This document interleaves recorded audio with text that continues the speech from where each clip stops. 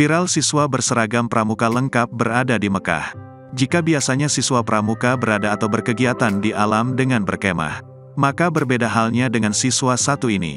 Baru-baru ini ramai video yang memperlihatkan seorang siswa berseragam pramuka berada di Mekah, Arab Saudi. Video dengan pemandangan tak biasa itu pertama kali diunggah di akun TikTok @desifebriza yang kemudian viral setelah diunggah ulang beberapa akun media sosial lainnya. Izinnya berangkat pramuka, ternyata bolos ke Mekah, tulis keterangan di unggahan video. Tampak siswa tersebut tengah berdiri di antara para jamaah di Mekah lengkap dengan seragam pramuka berlogo tunas kelapa. Video tersebut pun menuai beragam komentar dari warganet.